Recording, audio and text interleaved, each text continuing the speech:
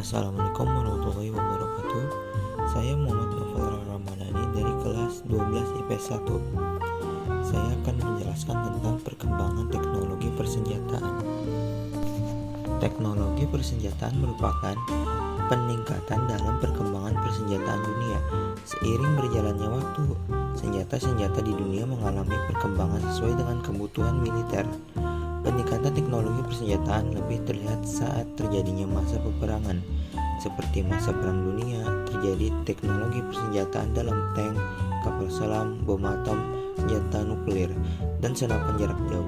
Perkembangan teknologi persenjataan dilakukan oleh negara-negara bertujuan untuk memenangi dan mendapatkan pengakuan sebagai negara terkuat di dunia. Selanjutnya, perkembangan teknologi persenjataan.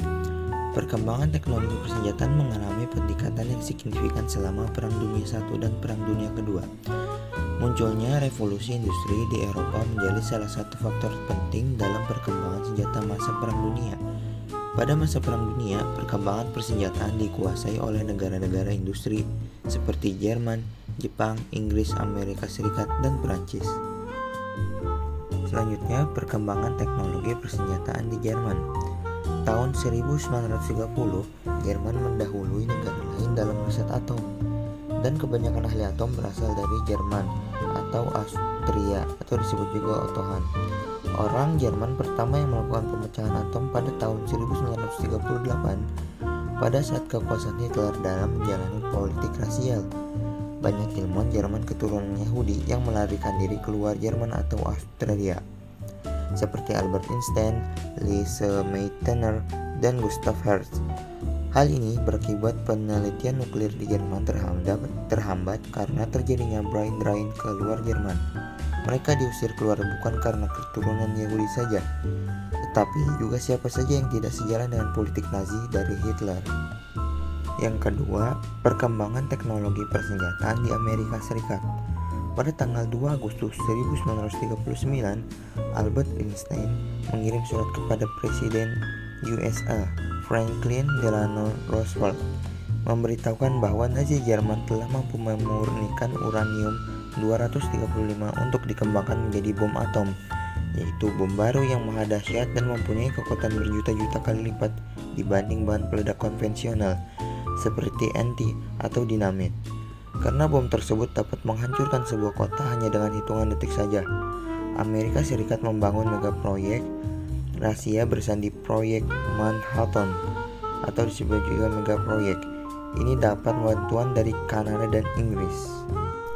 Ada beberapa teknologi persenjataan pada masa Perang Dunia, yaitu tank, kapal selam, kapal perusak, pesawat pengebom, bom atom, senapan, dan senapan jarak jauh atau disebut juga sniper rifle.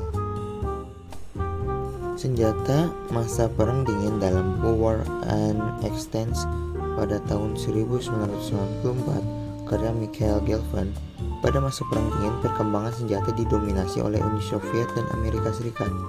Kedua negara adil kuasa tersebut saling berlomba dalam mengembangkan persenjataan demi memperluas pengaruh kekuasaannya di dunia internasional. Uni Soviet berhasil mengembangkan bom atom bernama RDS-1 dan melakukan uji coba pada tanggal 29 Agustus 1949. Selain itu, Uni Soviet juga mengembangkan rudal balistik yang mampu menjelajah antar benua dengan kendali jarak jauh.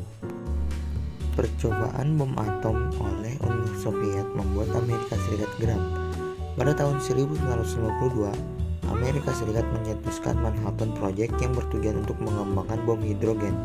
Pada perkembangannya, Amerika Serikat juga terus meningkatkan efektivitas senjata pembunuh massal demi kepentingan pertahanan dan keamanan. Bahkan Amerika Serikat juga mengembangkan rudal balistik jarak jauh untuk mengimbangi kekuatan militer Uni Soviet. Selanjutnya, pesatnya perkembangan teknologi persenjataan pada masa Perang Dingin. Salah satu senjata yang paling ditakuti yang membantu mengakhiri Perang Dunia Kedua adalah bom atom. Bom atom pertama kali dibuat oleh Amerika Serikat pada 16 Juli 1945 di Alamogordo, New Mexico. Bom atom kemudian digunakan untuk menghancurkan kota Hiroshima pada tanggal 8 Agustus 1945 dan kota Nagasaki pada tanggal 9 Agustus 1945. Akibat pengeboman tersebut, Jepang menyerah dan Perang Dunia Kedua berakhir. Ada potensi bahaya jika bom meledak. Energi atom yang dihasilkan akan menimbulkan radiasi yang jika diterima dalam jumlah besar dan dapat sangat mematikan. Debu dan endapan radioaktif dari awan yang tertiup angin dan tersebar di daratan dapat menyebabkan kerusakan pada tumbuhan dan hewan, serta manusia. Keberhasilan Amerika Serikat dalam menciptakan bom atom dapat diikuti oleh saingannya yaitu Uni Soviet dalam waktu yang tidak terlalu lama. Pada tahun 1949, Uni Soviet berhasil meledakkan bom atom. Tentu saja, keberhasilan Uni Soviet membuat Amerika Serikat khawatir, sehingga negara tersebut berusaha mencari dan membuat senjata tandingannya. Oleh karena itu, Amerika Serikat segera melakukan penelitian tentang bom hidrogen. Selama berlangsungnya perlombaan senjata nuklir antara Amerika dengan Uni Soviet, keduanya membangun pusat-pusat tombol peluncuran senjata nuklir di berbagai negara yang berada di bawah pengaruhnya. Pada tahun 1949, Uni Soviet mengadakan uji coba peledakan bom atomnya yang pertama. 3 tahun berikutnya, Amerika Serikat berhasil menguji penelitiannya tentang bom hidrogen. Namun 9 bulan kemudian, pada tahun 1953, Uni Soviet sudah mampu membuat bom hidrogen sendiri. Keberhasilan Amerika Serikat dalam menciptakan bom hidrogen ternyata dalam waktu yang tidak terlalu lama dapat diikuti oleh pesaingnya yaitu Uni Soviet. Selain bom atom dan bom hidrogen yang digunakan Amerika Serikat dan Uni Soviet dalam Perang Dingin, masih banyak lagi perkembangan iptek di bidang persenjataan yang kerap digunakan berbagai negara di dunia dalam perang. Antara lain yaitu senjata biologi, senjata kimia, peluru depleted uranium, senjata nuklir, senjata pemusnah massa atau bom. Selanjutnya, dampak yang terjadi akibat perkembangan teknologi senjata. Yang pertama, dampak positif. Dampak positif dari perkembangan teknologi persenjataan ada dampaknya bagi kehidupan kita sehari-hari, yaitu contohnya bahwa perkembangan pesat teknologi senjata menambah nilai pendudukan ke militer pemerintahan dan mempersenjatai pemerintah untuk melindungi negara dengan sebaik-baiknya.